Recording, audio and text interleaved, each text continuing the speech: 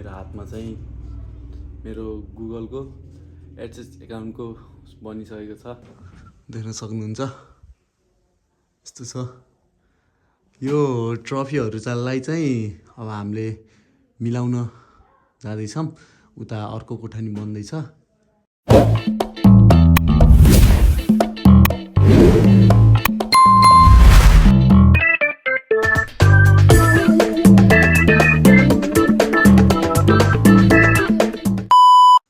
Hello guys, good morning.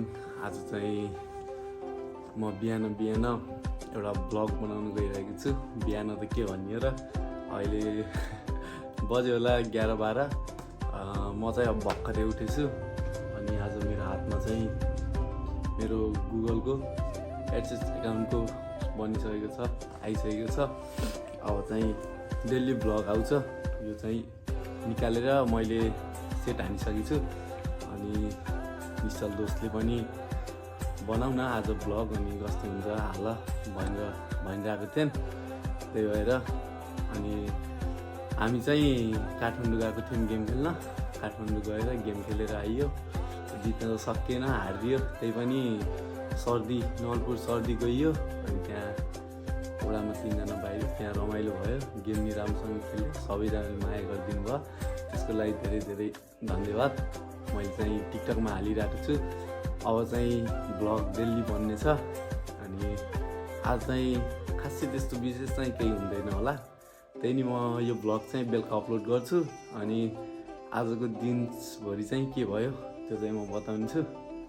अनि यो चाहिँ मेरो रुम हो, देख्न सक्नुहुन्छ।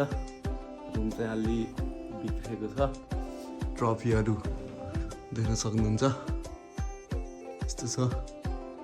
यो ट्रफीहरूलाई चाहिँ अब हामीले मिलाउन जाँदैछौँ। उता अर्को कोठा नि बन्दैछ अनि यहाँदेखि सर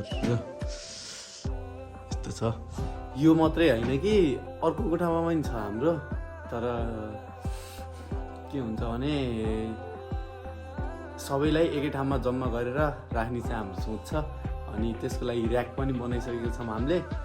अनि अब ऱ्याकमा सचुट गरेर म सबै देखाउने छु। अहिले चाहिँ हुँदैन होला, त्यहाँ रङसङ लगाउनु छ उताको रुममा। अनि ट्रफीहरू यति मात्रै होइन, अर्को रुममा पनि छ, मम्मीको रुममा पनि राखेको छ। यस्तो नै सरेर छ अनि म तपाईँहरूलाई देखाउँछु अब हाम्रो ऱ्याक कस्तो छ भनेर।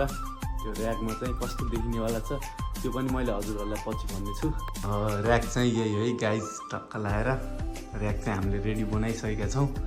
अनि यो चाहिँ रुम हो, अहिले चाहिँ यस्तो छ। यहाँ चाहिँ हामीले थपेको, बाहिर चाहिँ यस्तो छ हाम्रो चाहिँ, देख्न सक्नुहुन्छ। माथि चाहिँ मम्मीले यो पङ्खा उसहरू हाल्नु भएको छ। अनि यसमा चाहिँ हामीले विशेष खालको रुम बनाउन जाँदैछौँ यो रुमलाई। अहिले चाहिँ यो रुम यस्तो देखिएको छ, अहिले चाहिँ देख्न सक्नुहुन्छ। तर यो रुमलाई चाहिँ सट्टप बनाउन गइरहेछौँ।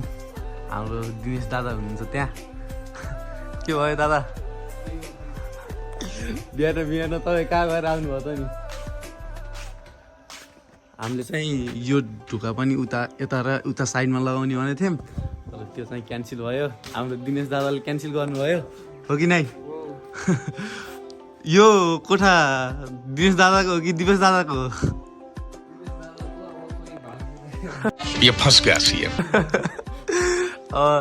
दादाको पनि बिहा गर्ने बेला भइसक्यो। भाउजूको यसो कमेन्ट गरिदिनु है। प्यारी समझ गई। यो चाहिँ अहिले चाहिँ यस्तो देखिरहेको छ, तर यसको हामीले पछि कस्तो हुन्छ मैले त्यो देखाउने छु तपाईँहरूलाई।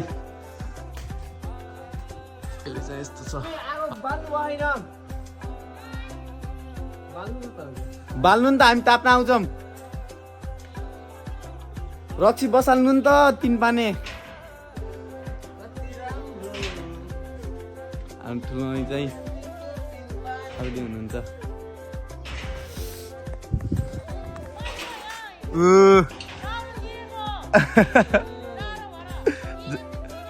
अनि उस गर्ने होइन ठुलो मम्मी, के अरे 3 पानी बसाल्ने होइन? कति बेला हो र?